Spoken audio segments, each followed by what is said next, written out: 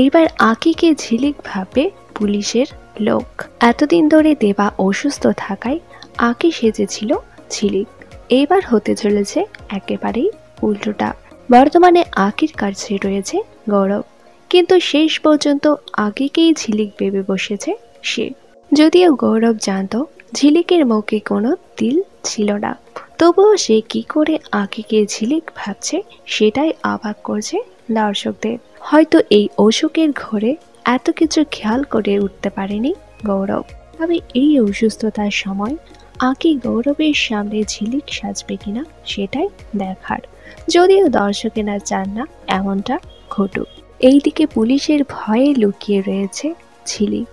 শেষ পর্যন্ত রাস্তায় আকিকে দেখতে পেয়ে হুল করে বসবে পুলিশেরা, ধরে নিয়ে যাবে আকিকে।